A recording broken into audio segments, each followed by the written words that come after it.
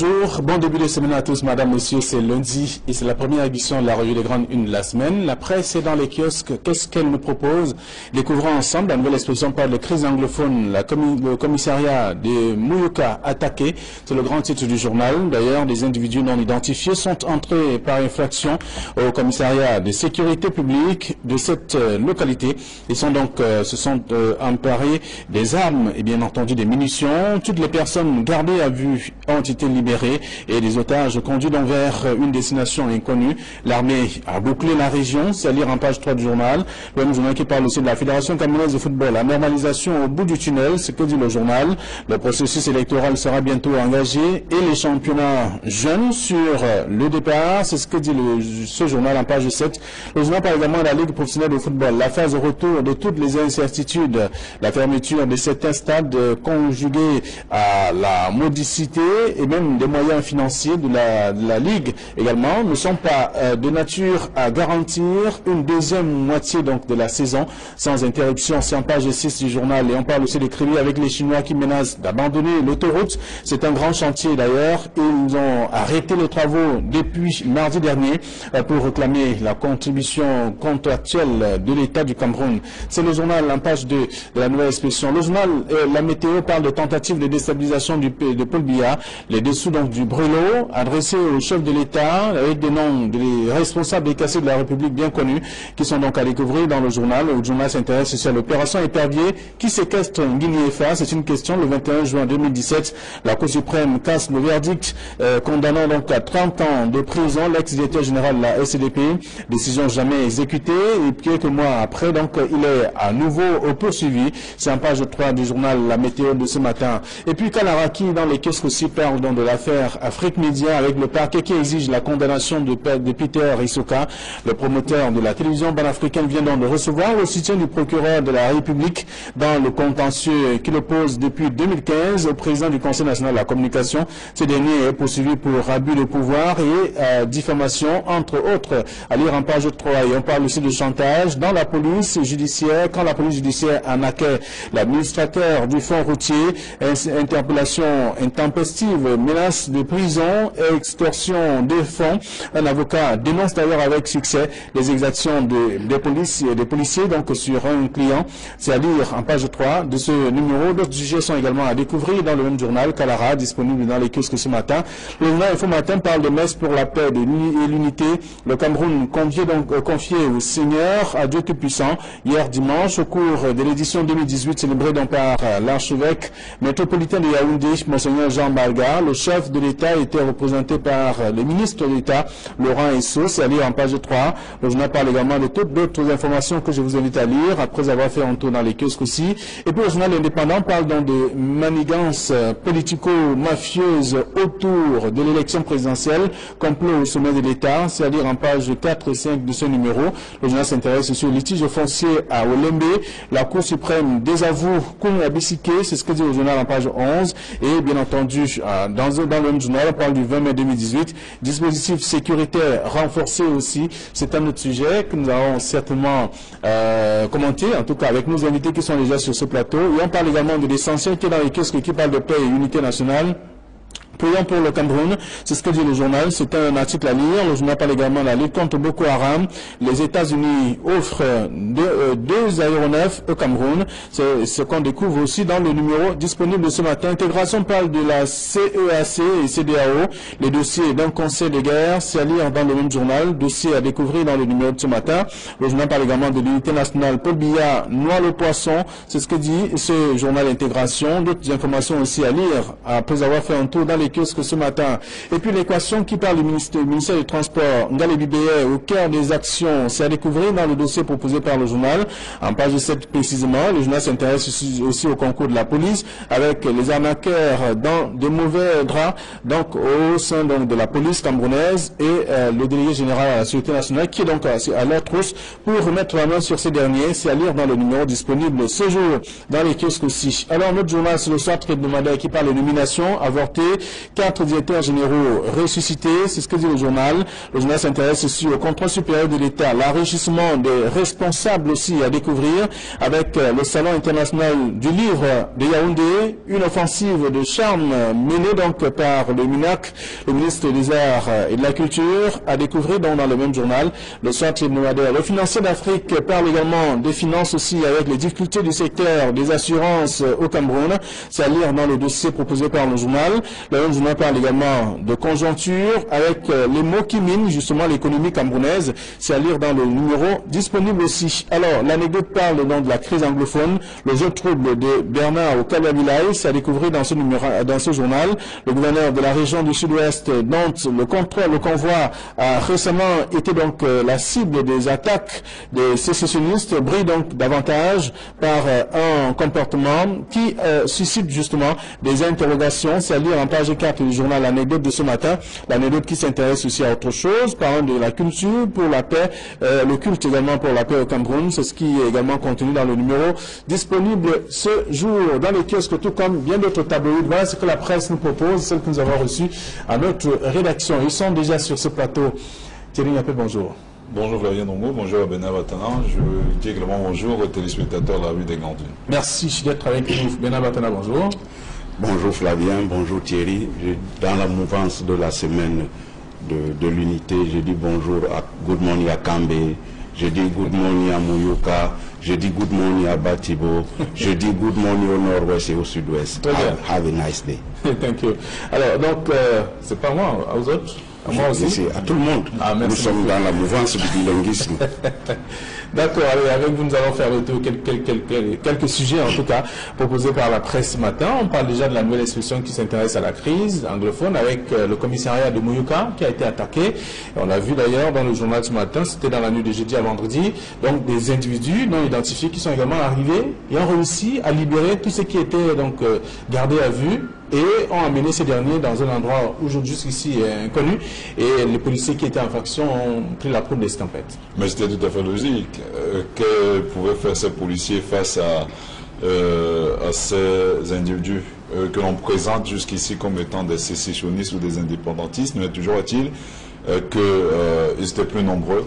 Ils ont pris, je crois, une décision sage en fuyant, parce qu'on se rappelle quand même que quelques jours avant, il y a eu une gendarmerie du côté du sud-ouest à Ebenzi, plus précisément, où ces derniers ont également tenté une opération similaire, mais ils ont trouvé en face des gendarmes suffisamment outillés et assez nombreux pour tenir tête au point où tout le monde sait que 2 assaillants ont quand même été arrêtés. Donc, il faut souligner simplement que c'est une récidive et que des dispositions devraient être prises quand même, parce que là il s'agit quand même des armes qui ont été emportées au-delà des dégâts matériels assez importants qu'il faut déplorer, au-delà des prisonniers qui ont été libérés. Il faudrait quand même sécuriser davantage ces zones, parce que n'oublions pas que les hommes en tenue sont la cible de ces gens-là qui sont, pourquoi pas, en train de constituer un trésor de guerre. Au-delà des apports financiers, il y a également le matériel militaire qui est également la cible de ces gens-là, parce qu'ils en ont besoin pour opérer. Rappelez-vous également que le REDAC a fait une annonce autour de cette crise, soulignant qu'il y a jusqu'ici près de 50 hommes en tenue qui ont été abattus.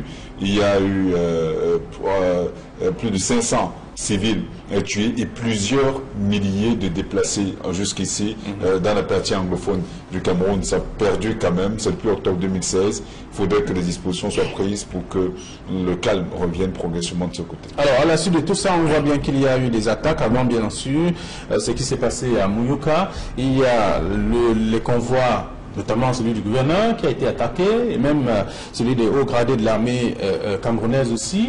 Et également, on apprend également qu'il y a des dispositions qui ont été prises selon le journal L'Indépendant ce matin, qu'il faut savoir que pour le 20 mai exclusivement, les dispositions sécuritaires ont été le dispositif de sécurité a été renforcé dans plusieurs régions. Oui, et Flavien, le problème anglophone devient ce qu'on appelle dans les rédactions un marronnier.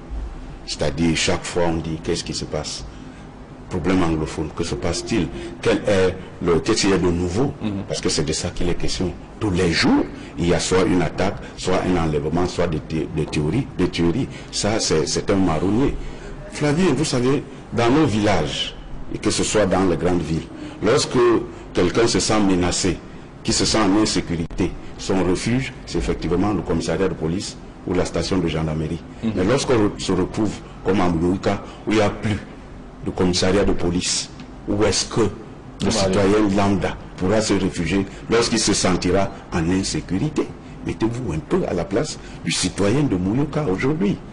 Parce que l'affaire est si grave qu'on ne peut pas se l'imaginer. Alors selon vous, il faut plus d'hommes dans les commissariats, plus oui, mais il faut que les gens se sentent en sécurité. On a dit qu'on prend toutes les mesures pour que le 20 mai se passe dans de bonnes conditions. C'est vrai.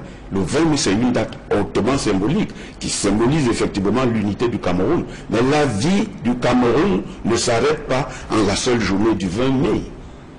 Qu'on ne fasse pas comme si avant le 20 mai, il n'y a pas de vie et qu'après le 20 mai, il n'y aura pas de vie. Il s'agit de la vie de façon continue. On ne peut pas seulement s'arrêter au niveau du 20 mai. Il faut que les dispositions soient prises. Il faut que les dispositions soient prises. Parce que, à l'évidence, les symboles, comme on dit, les symboles de l'État sont mis en mal dans les régions du sud-ouest comme du nord-ouest. Vous avez parlé de l'attaque d'un gouverneur. À qui il y a un journal qui a parlé de son jeune le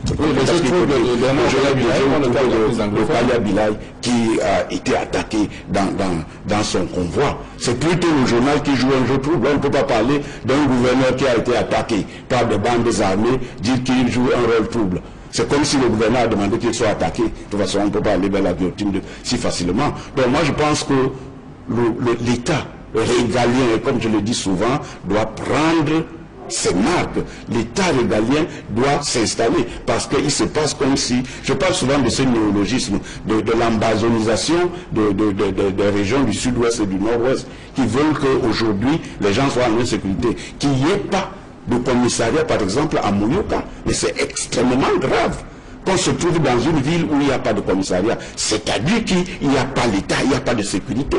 C'est un défi lancé à la sécurité nationale, à la direction générale de la sécurité nationale, pour dire que maintenant, à Mouyouka, il n'y a pas de commissariat. Et donc, quelqu'un qui prend un car, une voiture à Yaoundé, que ce soit à Douala pour aller à Mouyouka, ne le fera pas en toute quiétude. Parce que, évidemment, il sait qu'il va là où il n'y a pas un commissariat. Donc, là où il n'est pas en sécurité. Alors, donc c'est ce qu'on peut lire également dans la presse, ça fait partie des commentaires que vous faites sur ce plateau et ce sont des commentaires qui rentrent en tout cas en droite ligne avec les sujets traités par la presse concernant la crise anglophone. Et lorsqu'on parle, lorsqu'on parle de crise anglophone avec le jeu de trouble de Bernard Okala Bilay, il fait allusion en tout cas aux déclarations de ces derniers qui restent toujours fermes et tenaces sur ses positions. C'est comme on voit qu'il y a une certaine opinion qui a laissé croire au lendemain de cette agression qu'il s'agissait d'un pur montage, mais quand même ça serait assez incongru de penser à un moment donné que Bernard Okala Bilay, dont on connaît la poigne, puisse se livrer à de pareilles manipulations. Non, en réalité, comme Bernard l'a souligné tout à l'heure, c'est peut-être le journal qui a certainement ces sources qui sont en train de jouer au jeu trouble, parce qu'il est clair qu'à l'aller comme au retour, Bernard Okala Bilay avec sa délégation avait été attaquée et on se rappelle même dans les réseaux sociaux que certains indépendantistes qui sont permis de faire quelques vidéos ont brandi cela comme étant un coup de force. D'où vient-il qu'aujourd'hui on présente Bernard Okala Bilay comme étant celui qui est au centre d'un jeu de trouble? Non, il faudrait dénoncer ce type d'opinion avec véhémence parce que il est clair que ce sont des gens qui travaillent au quotidien, qui risquent de leur vie parce que je vous rappelle que les hommes en tenue, les autorités administratives et les autres sont la proie de voilà, donc on a vu qu'il y a eu des décès. Le délégué régional, je crois, départemental des affaires sociales a été abattu. De ce côté, il y a plusieurs hommes en tenue. Le regrette encore l'a souligné tout à l'heure, qui perdent leur vie au quotidien. Il faut plus de fermeté de ce côté. Je vous rappelle quand même que nous sommes à l'orée de la fête du 20 mai 2018 et que de pareils actes ou actions vont se perpétrer davantage si les mesures ne sont pas prises. Voilà, en même temps pour mettre l'autorité de l'État à mal, pour démontrer que l'unité nationale est véritablement mal parce que cela fait partie du plan ourdi par ces gens tapés dans l'ombre. Très bien. Alors, on fait le tour de la presse, la nouvelle expression qui parle des crises anglophones avec le commissariat de Moyouka qui a été attaqué. Il y a l'anecdote qui parle donc du jeu trouble de Bernard Okalavilay. En tout cas, c'est à la suite, bien entendu, de son convoi qui a été attaqué. Et on lit également dans le journal indépendant ce matin que le dispositif de sécurité a été renforcé, en tout cas, pour ce grand rendez-vous. C'est le 20 mai prochain. Et donc, est-ce que, comme vous l'avez posé, vous avez dit, est-ce que le Cameroun s'arrête au 20 mai, avant ou après? Il y a quand même toujours il y a des jours qui vont se poursuivre et voir également comment les affaires peuvent également évoluer. C'est ce qu'on peut lire aussi dans la presse ce matin. Alors, autre chose qui suscite également des commentaires, c'est également l'information qui fait le tour des tabloïds avec l'indépendant qui parle des manigances politico-mafieuses autour donc de l'élection présidentielle, complot au sommet de l'État. On lit le même sujet aussi dans un autre journal également ce matin, la météo qui parle dans les dessous du Bruno adressé au chef de l'État avec des visages ou des noms bien connus des responsables de la République.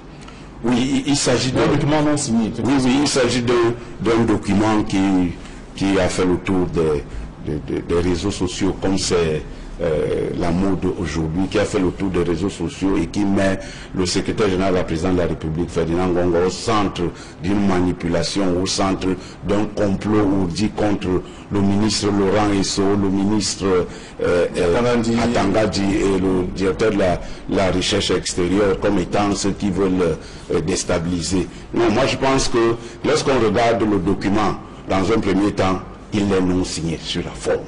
Il est non signé. Ça veut dire que personne ne s'engage à assumer la responsabilité de ce qui est écrit. Ça veut dire que dans un premier temps, il s'agit d'un tract anonyme. Ça, c'est pour la forme. Maintenant, sur le fond, il disait des choses qui sont peut-être pertinentes. Parce que parlant du haut sommet de l'État, parce que le secrétaire général de la présidence de la République est en fait, moi je dis souvent, le président exécutif, parce qu'il est le haut fait de tous les dossiers. C'est l'oreille du chef de l'État. C'est l'oreille, les yeux du chef de l'État. Qu'on mette un si haut fonctionnaire au niveau des réseaux sociaux et qu'on l'accuse, on ne peut pas passer par perte et profit par rapport à cette information. Il faut aller de près, il faut faire davantage d'investigations. Il faut aussi que les mises en cause communiquent, parce qu'il y a la loi de l'Ormeta qui entoure généralement ce genre de choses au Cameroun. Le secrétaire général de la présidente a été accusé de telle ou telle chose. Il y a un mutisme qui ne donne pas de précision par rapport à ce genre d'accusation. Moi, je pense qu'on gagnerait pour fixer l'opinion. Pour fixer l'opinion sur cette affaire, on gagnerait à communiquer. Alors, puis, les journalistes qui ont levé ce lièvre devaient aller jusqu'au fond de l'affaire. Thierry, nous sommes en année électorale au Cameroun, on sait, ce sont en fait des personnalités qui sont bien autour du chef de l'État et qui œuvrent au quotidien pour le chef de l'État. On l'a souvent entendu de la bouche des uns et des autres, parce que sur le plan politique comme sur le plan administratif, c'est des gens qui se battent quand même. Oui, il faut quand même dire que cette dette peut provenir de n'importe où. Bernard Batin l'a souligné tout à l'heure. Pour moi, je dirais même que c'est un tract. Parce qu'il faut, à un moment donné, quand on relève des sujets aussi pertinents, avoir le courage d'assumer ses actes. Ces gens qui posent de pareils actes, de pareilles affirmations sans pour autant les assumer, en réalité ne méritent pas qu'on y prête attention. Il est clair quand même qu'il y a eu à une certaine époque beaucoup de tentatives de déstabilisation à la fois de l'appareil de l'État mais également du chef de l'État. Lui étant candidat naturel du Rassemblement démocratique du peuple camerounais, le RDPC en abrégé, il sera nécessairement face aux autres et même au sein de l'opposition. J'ai souvent eu à le dire, la véritable opposition est généralement, je pense même davantage, est dans les rangs du RDPC. Il est clair qu'à côté, il y a également des partis qui tendent à monter. Il y a le MRC, il y a des partis comme le mouvement de Maître Akérémou Nanao. Il y a également d'autres personnes qui se positionnent fort allègrement. Il y a Jean-Blaise Brut et les autres qui travaillent davantage à, pourquoi pas faire vaciller le RDPC son présent. Mais au sein de l'appareil de l'État même, il y a des velléités, il y a des gens qui n'attendent que la non-représentation du président Biya pour laisser éclore leur volonté également présidentialiste. Parce que je vous rappelle que si Marafa est en prison, tout le monde sait quand même que c'était l'un des candidats, à une quelconque élection présidentielle. Il était prêt à challenger, en fait, à prendre la place du président Biya. Ils sont nombreux comme ça qui sont tapis dans l'ombre. Il y a eu le G18, le G11, il y a maintenant le G20 qui est en train de travailler davantage pour succéder, en fait, pour faire mettre le président. Il y a une volonté des documents comme ça, qui fait autour des réseaux sociaux. C'est d'ailleurs à partir de là que il y a des volontés internes qui contribuent à déstabiliser le système mis en place, mais vivement que les uns et les autres comprennent qu'une élection se gagne dans les urnes et non à travers du Parlement. Oui, effectivement, il s'agit des réseaux qui se confrontent à travers la presse. Ça, il ne faut pas... Et même les réseaux sociaux. À travers la presse et les réseaux sociaux, parce que les réseaux sociaux, c'est aussi une forme de communication qui s'est installée au Cameroun. Très bien. Alors, lorsqu'on a fini de faire le tour de ces sujets dans la plupart des tabloïds, on peut également s'intéresser au journal Essentiel et comme d'autres tabloïds aussi, qui parlent de la paix et unité nationale. Prions pour le Cameroun, c'est un peu à la mode. Oui, je l'ai toujours dit, j'ai comme l'impression que Dieu dort au Cameroun. Parce que avec tout ce qu'on enregistre au quotidien, tout le monde sait, on a l'habitude de le souligner sur ce plateau, le volume, le portefeuille de la ménagère a été réduit à la portion congrue. Aujourd'hui, il y a des familles qui ont de la peine à manger à leur faim au Cameroun. Même quand on parle d'autosuffisance alimentaire, mais je vous assure, faites un tour du côté de la partie septentrionale du Cameroun et vous comprendrez que l'autosuffisance alimentaire n'est qu'un leurre. Regardez comment on vit au quotidien. En réalité, il y a beaucoup de choses qui sont faites, mais malgré cela, les Camerounais sont quand même en paix et réussissent à sortir le matin pour vaquer à leurs occupations, aussi infimes soient-elles. Mais toujours est-il qu'au Cameroun, il y a plus d'églises que même les ventes emportées, ce qui est rare. Dans des pays comme l'Angleterre et les autres, les églises ne sont pas aussi nombreuses. On prie beaucoup au Cameroun, ça il faut le souligner. Vous et nous, certainement, nous faisions suffisamment le matin. Maintenant, on ne sait pas s'il s'agit de vrai ou de faux Dieu. Toujours est-il compris Dieu. Maintenant, cela peut contribuer vraiment à asseoir davantage un climat de sécurité, de paix au Cameroun. Mais je vous rappelle que la meilleure manière de lutter contre l'insécurité, c'est de mettre des éléments susceptibles de permettre aux citoyens lambda de vivre en toute quiétude dans son pays. On a vu donc à Yaoundé, l'Info Matin le révèle d'ailleurs, la messe pour la paix et l'unité, avec le Cameroun aujourd'hui qui a été confié carrément à Dieu, et avec des autorités qui étaient au rendez-vous. Jean Baga, monseigneur, qui présidait justement cette rencontre, a passé le message de paix aux autorités comme aux fidèles qui étaient là, aux Camerounais lambda. Tout le monde doit comprendre que la paix reste la chose la plus importante. Oui, effectivement, Flavien, c'est dans cette église qu'on dit que la foi sans les œuvres est vide. C'est bien de prier pour la paix, c'est bien de prier pour tout, mais on ne peut pas se tenir à Yaoundé et prier pour la paix dans une ville où il y a la paix. Mais pour apporter la paix, allez à Bamenda, allez à Boya, allez à Bamenda pour dire que I am the Archbishop of Yaoundé. I come here to bring the peace of our Lord Jesus Christ. Parce que quand ils sont à Yaoundé, celui qui est à Mouyouka ne suit pas. Il faut venir à Mouyouka dire que j'apporte la paix. Parce que en fait d'archevêque, c'est les apôtres de la paix. Bon, c'est vrai qu'à Yaoundé, on prie, mais on ne peut pas s'arrêter à Yaoundé. Il y a des prières œcuméniques qu'on a engagées pour la paix au Cameroun. Mais qu'on aille là où la paix est menacée, la paix n'est pas menacée à Yaoundé. La paix est menacée à Bamenda, la paix est menacée à Boya. C'est là-bas qu'ils doivent apporter la paix. Parce qu'à Yaoundé, il y a déjà la paix.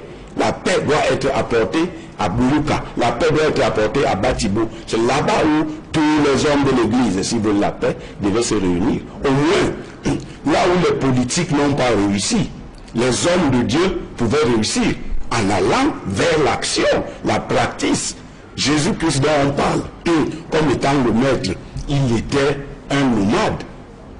Il était un nomade dans tout son ministère. Donc moi je pense que ce serait plus important.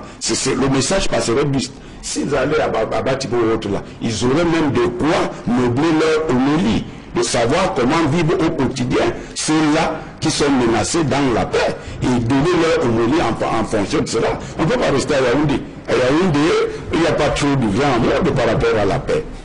Très bien. Alors donc il faut aller sur le terrain des opérations pour mener, pour prêcher la paix. La bonne nouvelle, c'est ce que l'un des panélistes en tout cas propose. Donc en parcourant également la plupart des tabloïds, on comprend que la paix reste au centre de toutes les rencontres qui sont déroulées tout au long de vie. Il faut réduire à la plus simple expression. Il faut quand même une méthode aussi forte pour y parvenir. C'est vraiment que nous avions souligné sur ce plateau que M. Jarabès Galabibé est peut-être l'un des éléments réussis du casting de M. Biya depuis qu'il a la tête depuis qu'il a la tête du Cameroun. Tout le monde se rappelle quand même que quand il était ministre des enseignements secondaires, il a apporté beaucoup de réformes qui permettent aujourd'hui à celle qui est là de travailler en toute quiétude. Et c'est un travail, c'est le même travail, c'est le même flegme, c'est la même détermination qu'il a mené au niveau des transports. Et aujourd'hui, même les auto-écoles ont applaudi justement la nomination de M. Ngalé. Un secteur sensible, il faut le rappeler. Oui. La question des accidents de la circulation. Au-delà des accidents de la circulation, il y avait d'abord il y avait des dossiers sur la table à l'époque où Edgar Lamébeng était ministre des Transports. Ces dossiers ont été pris en charge parce que l'administration continue et gérée avec tact et magistrat par M. Ngalé. C'est ce qu'il faut encourager maintenant. Le sempiternel problème des accidents de la circulation, moi je continue à dire, c'est multisectoriel. Au-delà des transports, il y a également les travaux publics, parce que même l'état de dégradation assez avancé de nos routes entraîne parfois des accidents de la circulation qui n'ont pas toujours, qui ne sont pas toujours la cause des individus, encore moins de l'état des véhicules. Donc, il faudrait davantage travailler là-dessus, mais je crois qu'il est à pied d'œuvre et il continuerait. Il a été nommé il y a quelques mois, vivement qu'il continue dans cette voie, parce que je suis convaincu qu'il apportera beaucoup de choses dans ce ministère. La bataille reste rude, donc au niveau du ministère des Transports, même si il a de l'énergie encore pour l'instant pour pouvoir recadrer et amener un peu de modifications positives dans ce secteur. Oui, c'est vrai. Il y a la dialectique, il y a la dialectique du train qui arrive en retard ou qui arrive à l'heure, que tous les journalistes connaissent dans les rédactions. Aujourd'hui, nous sommes dans le cas du train qui est à l'heure, c'est-à-dire qu'il n'y a pas d'information. Le ministre Ngalé Bibélé est un ministre de l'État. Il a été nommé par le président de la République pour poser des actes régaliens de l'État. Il le fait. Il le fait pour le moment, tout marche bien. Il le fait très bien. C'est-à-dire que le train est à l'heure. Il y aura information lorsque le ministre Ngalé Bibélé ne va plus assumer ses fonctions régaliennes de l'État. Pour le moment, le train est à l'heure. Oui, mais en même temps, tu le dis, quand ça va mal, il faut dire que ça va mal, mais quand ça va bien, il faut également... C'est pour ça que à l'heure. S'il a dit travail, il a dit pour le moment. Oui, non, mais ça veut dire quand même que...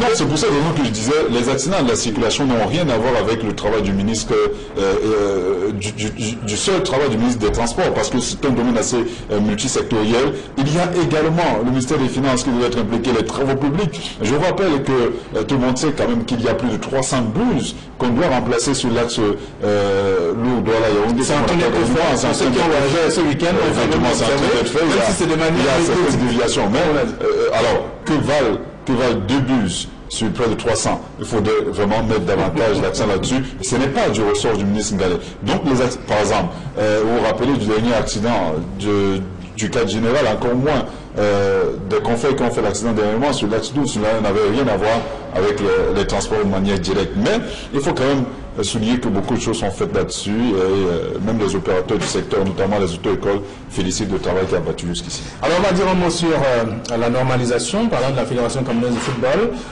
Tout est presque OK.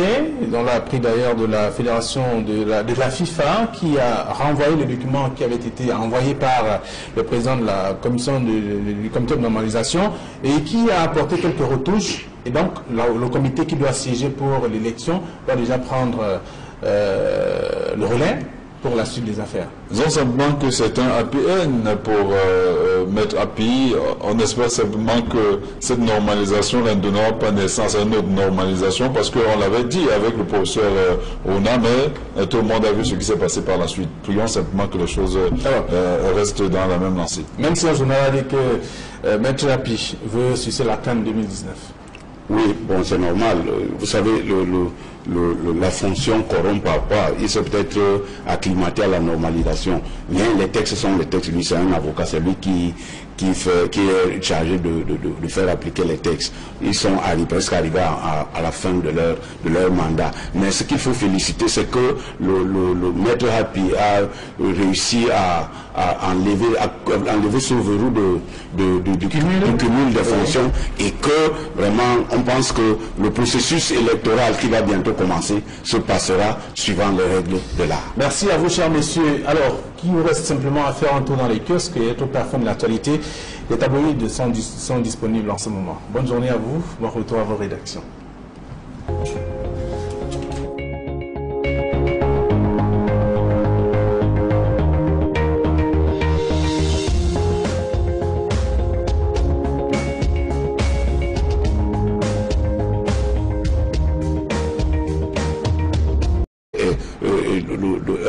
Un si haut fonctionnaire au niveau des réseaux sociaux et qu'on l'accuse, on ne peut pas passer par perte et profit par rapport à cette information. Il faut aller de près, il faut faire davantage d'investigations. Il faut aussi que les mises en cause communiquent, parce qu'il y a la loi de l'Ormeta qui entoure généralement ce genre de choses au Cameroun. Le secrétaire général de la présidente a été accusé de telle ou telle chose. Il y a un mutisme qui ne donne pas de précision par rapport à ce genre d'accusation. Moi, je pense qu'on gagnerait pour fixer l'opinion. Pour fixer l'opinion sur cette affaire, on gagnerait à communiquer. Alors, puis, les journalistes qui ont levé ce lièvre devaient aller jusqu'au fond de l'affaire. Thierry, nous sommes en année électorale au Cameroun, on sait, ce sont en fait des personnalités qui sont bien autour du chef de l'État et qui œuvrent au quotidien pour le chef de l'État. On l'a souvent entendu la bouche des uns des autres, parce que sur le plan politique comme sur le plan administratif, c'est des gens qui se battent quand même. Oui, il faut quand même dire que cette dette peut provenir de n'importe où. Bernard Batin l'a souligné tout à l'heure. Pour moi, je dirais même que c'est un tract. Parce qu'il faut, à un moment donné, quand on relève des sujets aussi pertinents, avoir le courage d'assumer ses actes. Ces gens qui posent de pareils actes, de pareilles affirmations sans pour autant les assumer, en réalité ne méritent pas qu'on y prête attention. Il est clair quand même qu'il y a eu à une certaine époque beaucoup de tentatives de déstabilisation à la fois de l'appareil de l'État mais également du chef de l'État. Lui étant candidat naturel du Rassemblement démocratique du peuple camerounais, le RDPC en abrégé, il sera nécessairement face aux autres et même au sein de l'opposition. J'ai souvent eu à le dire, la véritable opposition est généralement, je pense même davantage, est dans les rangs du RDPC. Il est clair qu'à côté, il y a également des partis qui tendent à monter. Il y a le MRC, il y a des partis comme le mouvement de Maître Akéo Monanao. Il y a également d'autres personnes qui se positionnent fort allègrement. Il y a Jean-Blaise Brut et les autres qui travaillent davantage à, pourquoi pas faire vaciller le RDPC son présent. Mais au sein de l'appareil de l'État même, il y a des velléités, il y a des gens qui n'attendent que la non-représentation du président Biya pour laisser éclore leur volonté également présidentialiste, parce que je vous rappelle que si Marafa est en prison, tout le monde sait quand même que c'était l'un des candidats à une quelconque élection présidentielle, et il était prêt à challenger, en fait à prendre la place du président Biya. Ils sont nombreux comme ça qui sont tapis dans l'ombre. Il y a eu le G18, le G11, il y a maintenant le G20 qui est en train de travailler davantage pour succéder, en fait pour faire battre le président Biya. Il y a une volonté des documents comme ça, qui fait un tour des réseaux sociaux. C'est d'ailleurs à partir de là que ils contribuent à déstabiliser le système mis en place, mais vivement que les uns et les autres comprennent qu'une élection se gagne dans les urnes et non à travers du Parlement. Oui, effectivement, il s'agit des réseaux qui se confrontent à travers la presse. Ça, il ne faut pas... Et même les réseaux sociaux. À travers la presse et les réseaux sociaux, parce que les réseaux sociaux, c'est aussi une forme de communication qui s'est installée au Cameroun. Très bien. Alors, lorsqu'on a fini de faire le tour de ces sujets, dans la plupart des tabloïds, on peut également s'intéresser au journal Essentiel, et comme d'autres tabloïds aussi, qui parlent de la paix et unité nationale. Priant pour le Cameroun, c'est un peu à la mode. Oui, je l'ai toujours dit, j'ai comme l'impression que Dieu dort au Cameroun. Parce qu'avec tout ce qu'on enregistre au quotidien, tout le monde sait, on a l'habitude de le souligner sur ce plateau, le volume le portefeuille de la ménagère a été réduit à la portion congrue. Aujourd'hui, il y a des familles qui ont de la peine à manger à leur faim au Cameroun. Même quand on parle d'autosuffisance alimentaire, mais je vous assure, faites un tour du côté de la partie septentrionale du Cameroun et vous comprendrez que l'autosuffisance alimentaire n'est qu'un leurre. Regardez comment on vit au quotidien. En réalité, il y a beaucoup de choses. Dossier à découvrir dans le numéro de ce matin. Le journal parle également de l'unité nationale. Paul Biya noie le poisson. C'est ce que dit ce journal Intégration. D'autres informations aussi à lire après avoir fait un tour dans les kiosques ce matin. Et puis l'équation qui parle du ministère du Transport, Ngale Bibeye, au cœur des actions. C'est à découvrir dans le dossier proposé par le journal. En page 7 précisément, le journal s'intéresse aussi au concours de la police avec les arnaqueurs dans de mauvais draps, donc au sein donc, de la police camerounaise et le délégué général à la Sécurité nationale qui est donc à leur trousse pour remettre la main sur ces derniers. C'est à lire dans le numéro disponible ce jour dans les kiosques aussi. Alors notre journal c'est le soir hebdomadaire qui parle de nomination avortée, 4 directeurs généraux ressuscités, c'est ce que dit le journal. Le journal s'intéresse aussi au contrôle supérieur de l'État, l'enrichissement des responsables aussi à découvrir avec le Salon international du livre de Yaoundé, une offensive de charme menée donc par le MINAC, le ministre des Arts et de la Culture, à découvrir donc dans le même journal, le soir hebdomadaire. Le financier d'Afrique parle également des finances aussi avec les difficultés du secteur des assurances au Cameroun. C'est à lire dans le dossier proposé par le journal. Le même journal parle également de conjoncture avec les mots qui minent justement l'économie camerounaise. C'est à lire dans le numéro disponible aussi. Alors, l'anecdote parle donc de la crise anglophone, le jeu trouble de Bernard au Kababilaï. C'est à découvrir dans ce journal. Le gouverneur de la région du sud-ouest dont le convoi a récemment été donc la cible des attaques des sécessionnistes brille donc davantage par un comportement qui suscite justement des interrogations. C'est à lire en page 4 du journal l'anecdote de ce matin.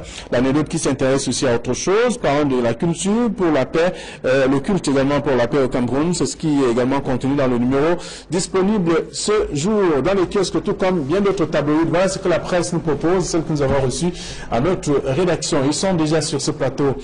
Thierry Niapé, bonjour. Bonjour Flavien Dongo, bonjour à Bernard Batana. Je dis également bonjour aux téléspectateurs de la rue des Grandes Dunes. Merci d'être avec nous. Bernard Batana, bonjour. Bonjour Flavien, bonjour Thierry. Dans la mouvance de la semaine de l'unité, je dis bonjour à Good Morning à Kambe, je dis Good Morning à Mouyouka, je dis Good Morning à Batibo, je dis Good Morning au nord-ouest et au sud-ouest. Have a nice day. Thank you. Alors, donc, c'est pas moi, aux autres? À moi aussi? À tout le monde. Ah, nous sommes dans la mouvance du bilinguisme. D'accord, allez, avec vous, nous allons faire le tour quelques sujets, en tout cas, proposés par la presse ce matin. On parle déjà de la nouvelle inspection qui s'intéresse à la crise anglophone avec le commissariat de Mouyouka qui a été attaqué. Et on l'a vu d'ailleurs dans le journal ce matin, c'était dans la nuit de jeudi à vendredi. Donc, des individus non identifiés qui sont également arrivés et ont réussi à libérer tous ceux qui étaient donc gardés à vue et ont amené ces derniers dans un endroit jusqu'ici inconnu. Et les policiers qui étaient en faction ont pris la poudre d'escampette. Mais c'était tout à fait logique. Que pouvaient faire ces policiers face à ces individus que l'on présente jusqu'ici comme étant des sécessionnistes ou des indépendantistes? Mais toujours est-il qu'ils étaient plus nombreux. Ils ont pris, je crois, une décision sage en fuyant, parce qu'on se rappelle quand même que quelques jours avant, il y a eu une gendarmerie du côté du sud-ouest à Ebenzi, plus précisément, où ces derniers ont également tenté une opération similaire, mais ils ont trouvé en face des gendarmes suffisamment outillés et assez nombreux pour tenir tête au point où tout le monde sait que 2 assaillants ont quand même été arrêtés. Donc, il faut souligner simplement que c'est une récidive et que des dispositions devraient être prises quand même, parce que là il s'agit quand même des armes qui ont été emportées au-delà des dégâts matériels assez importants qu'il faut déplorer, au-delà des prisonniers qui ont été libérés. Il faudrait quand même sécuriser davantage ces zones, parce que n'oublions pas que les hommes en tenue sont la cible de ces gens-là qui sont, pourquoi pas, en train de constituer un trésor de guerre. Au-delà des apports financiers, il y a également le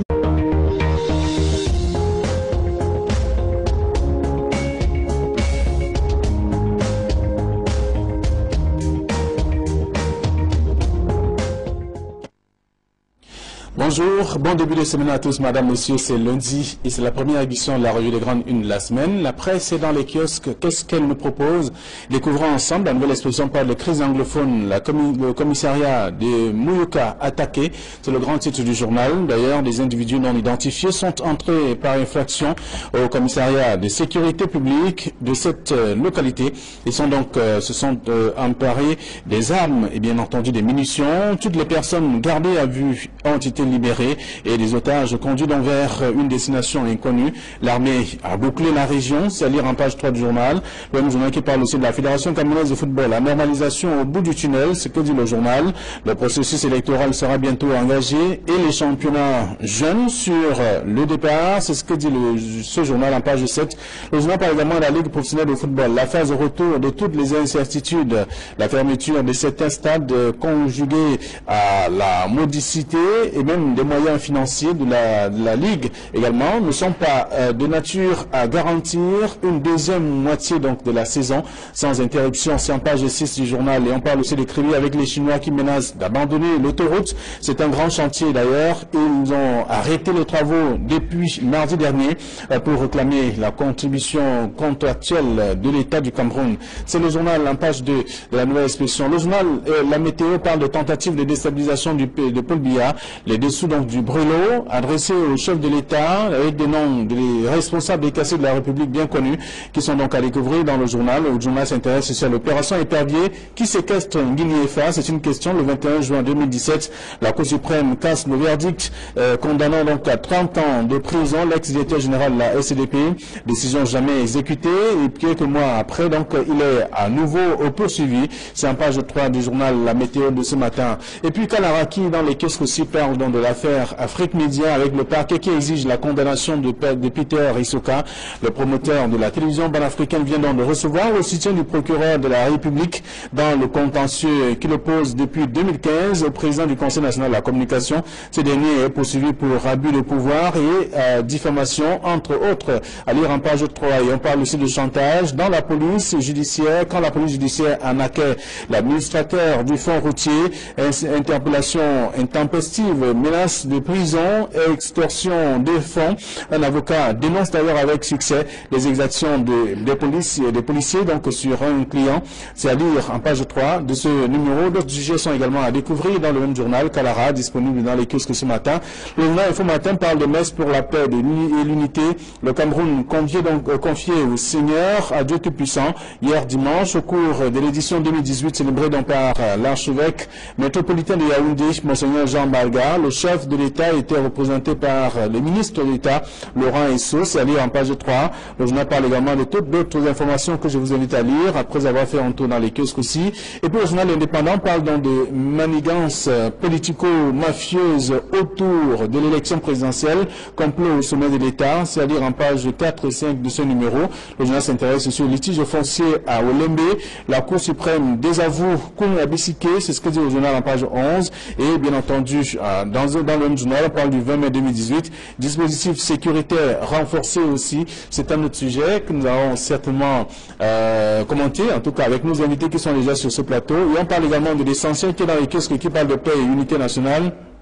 Prions pour le Cameroun, c'est ce que dit le journal, c'est un article à lire. Le journal parle également de la lutte contre Boko Haram. Les États-Unis offrent deux aéronefs au Cameroun. C'est ce qu'on découvre aussi dans le numéro disponible ce matin. Intégration parle de la CEAC et CEDEAO, les dossiers d'un conseil de guerre. C'est à lire dans le même journal de Bernard Okala-Bilai. Il fait allusion en tout cas aux déclarations de ces derniers qui restent toujours fermes et tenaces sur ses positions. C'est comme on voit qu'il y a une certaine opinion qui a laissé croire au lendemain de cette agression qu'il s'agissait d'un pur montage, mais quand même ça serait assez incongru de penser à un moment donné que Bernard Okala-Bilai, dont on connaît la poigne, puisse se livrer à de pareilles manipulations. Non, en réalité, comme Bernard l'a souligné tout à l'heure, c'est peut-être le journal qui a certainement ces sources qui sont en train de jouer au jeu trouble, parce qu'il est clair qu'à l'aller comme au retour, Bernard Okala-Bilai avec sa délégation avait été attaquée et on se rappelle même dans les réseaux sociaux que certains indépendantistes qui sont permis de faire quelques vidéos ont brandit cela comme étant un coup de force. D'où vient-il qu'aujourd'hui, on présente Bernard Okaya-Wilai comme étant celui qui est au centre d'un jeu de tour? Non, il faudrait dénoncer ce type d'opinion avec véhémence, parce que il est clair que ce sont des gens qui travaillent au quotidien, qui risquent de leur vie, parce que je vous rappelle que les hommes en tenue, les autorités administratives et les autres sont la proie de Voilà, ces donc on a vu qu'il y a eu à la suite il y a eu des décès. Le délégué régional, je crois, départemental des affaires sociales a été abattu. De ce côté, il y a plusieurs hommes en tenue. Le REDAC encore l'a souligné tout à l'heure, qui perdent leur vie au quotidien. Il faut plus de fermeté de ce côté. Je vous rappelle quand même que nous sommes à l'orée de la fête du 20 mai 2018 et que de pareils actes ou actions vont se perpétrer davantage si les mesures ne sont pas prises. Voilà, en même temps pour mettre l'autorité de l'État à mal, pour démontrer que l'unité nationale est véritablement mal, parce que cela fait partie du plan ourdi par ces gens tapés dans l'ombre. Très bien. Alors, on fait le tour de la presse, la nouvelle instruction qui parle des crises anglophones avec le commissariat de Moyouka qui a été attaqué. Il y a l'anecdote qui parle donc du jeu trouble de Bernard Okaya-Wilai. En tout cas, c'est à la suite, bien entendu, de son convoi qui a été attaqué. Et on lit également dans le journal indépendant ce matin que le dispositif de sécurité a été renforcé, en tout cas, pour ce grand rendez-vous. C'est le 20 mai prochain. Et donc, est-ce que, comme vous l'avez posé, vous avez dit, est-ce que le Cameroun s'arrête au 20 mai, avant ou après? Il y a quand même toujours il y a des jours qui vont se poursuivre et voir également comment les affaires peuvent également évoluer. C'est ce qu'on peut lire aussi dans la presse ce matin. Alors, autre chose qui suscite également des commentaires, c'est également l'information qui fait le tour des tabloïds avec l'indépendant qui parle de manigances politico-mafieuses autour donc de l'élection présidentielle, complot au sommet de l'État. On lit le même sujet aussi dans un autre journal également ce matin. La météo qui parle donc des dessous du Bruno adressé au chef de l'État avec des visages ou des noms bien connus des responsables de la République. Oui, il s'agit d'un document non signé. Oui, il s'agit d'un document qui a fait le tour des réseaux sociaux, comme c'est la mode aujourd'hui, qui a fait le tour des réseaux sociaux et qui met le secrétaire général de la présidente de la République, Ferdinand Gongo, au centre d'une manipulation, au centre d'un complot ourdi contre le ministre Laurent Esso, le ministre Atangadi et le directeur de la recherche extérieure comme étant ceux qui veulent déstabiliser. Non, moi je pense que lorsqu'on regarde le document, dans un premier temps, il est non signé sur la forme. Il est non signé. Ça veut dire que personne ne s'engage à assumer la responsabilité de ce qui est écrit. Ça veut dire que dans un premier temps, il s'agit d'un tract anonyme. Ça, c'est pour la forme. Maintenant, sur le fond, il disait des choses qui sont peut-être pertinentes.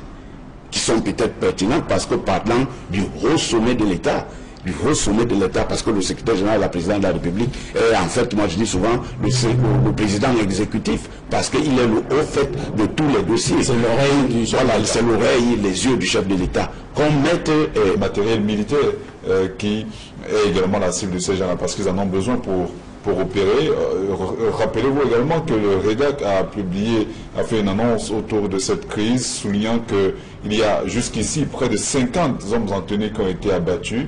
Il y a eu plus de 500 civils tués et plusieurs milliers de déplacés jusqu'ici dans la partie anglophone du Cameroun. Ça a perdu quand même, c'est depuis octobre 2016. Il faudrait que les dispositions soient prises pour que le calme revienne progressivement de ce côté. Alors, à la suite de tout ça, on voit bien qu'il y a eu des attaques avant, bien sûr, ce qui s'est passé à Mouyouka. Il y a les convois, notamment celui du gouverneur qui a été attaqué, et même celui des hauts gradés de l'armée camerounaise aussi. Et également, on apprend également qu'il y a des dispositions qui ont été prises selon le journal indépendant ce matin, qu'il faut savoir que pour le 20 mai exclusivement, les dispositions sécuritaires ont été, le dispositif de sécurité a été renforcé dans plusieurs régions. Oui, et Flavien, le problème anglophone devient ce qu'on appelle dans les rédactions un marronnier. C'est-à-dire, chaque fois on dit qu'est-ce qui se passe. Problème anglophone, que se passe-t-il? Qu'est-ce qu'il y a de nouveau? Parce que c'est de ça qu'il est question. Tous les jours, il y a soit une attaque, soit un enlèvement, soit des théories. Ça, c'est un marronnier. Flavien, vous savez, dans nos villages, et que ce soit dans les grandes villes, lorsque quelqu'un se sent menacé, qui se sent en insécurité, son refuge, c'est effectivement le commissariat de police ou la station de gendarmerie. Mais lorsqu'on se retrouve comme à Mouyouka, où il n'y a plus de commissariat de police, où est-ce que le citoyen lambda pourra se réfugier lorsqu'il se sentira en insécurité?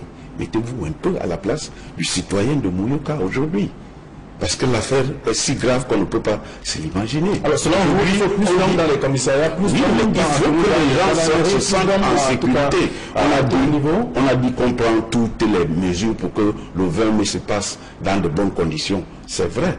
Le 20 mai, c'est une date hautement symbolique qui symbolise effectivement l'unité du Cameroun. Mais la vie du Cameroun ne s'arrête pas en la seule journée du 20 mai. Qu'on ne fasse pas comme si avant le 20 mai, il n'y a pas de vie et qu'après le 20 mai, il n'y aura pas de vie. Il s'agit de la vie de façon continue. On ne peut pas seulement s'arrêter au niveau du 20 mai. Il faut que les dispositions soient prises. Il faut que les dispositions soient prises. Parce que, à l'évidence, les symboles, comme on dit, les symboles de l'État sont mis en mal dans les régions du sud-ouest comme du nord-ouest. Vous avez parlé de l'attaque d'un gouverneur. À qui il y a un journal qui a parlé de son jeune le Kaya Bilal qui a été attaqué dans son convoi. C'est plutôt le journal qui joue un jeu trouble. On ne peut pas parler d'un gouverneur qui a été attaqué par des bandes désarmées, dire qu'il joue un rôle trouble. C'est comme si le gouverneur a demandé qu'il soit attaqué. De toute façon, on ne peut pas aller vers la guillotine si facilement. Donc moi, je pense que l'État régalien, comme je le dis souvent, doit prendre ces marques. L'État régalien doit s'installer parce qu'il se passe comme si, je parle souvent de ce néologisme, de l'ambazonisation des régions du sud-ouest et du nord-ouest qui veulent qu'aujourd'hui les gens soient en insécurité, qu'il n'y ait pas de commissariat par exemple à Mouyouka. Mais c'est extrêmement grave qu'on se trouve dans une ville où il n'y a pas de commissariat, c'est-à-dire qu'il n'y a pas l'État, il n'y a pas de sécurité. C'est un défi lancé à la sûreté nationale, à la délégation générale à la sûreté nationale, pour dire que maintenant, à Mouyouka, il n'y a pas de commissariat. Et donc, quelqu'un qui prend un car, une voiture à Yaoundé, que ce soit voilà, pour aller à Mouyouka, ne le fera pas en toute quiétude. Parce que, évidemment, il sait qu'il va là où il n'y a pas un commissariat. Donc, là où il n'est pas en sécurité. Alors, donc c'est ce qu'on peut lire également dans la presse, ça fait partie des commentaires que vous faites sur ce plateau et ce sont des commentaires qui rentrent en tout cas en droite ligne avec les sujets traités par la presse concernant la crise anglophone. Et lorsqu'on parle, lorsque l'année parle de crise anglophone avec le jeu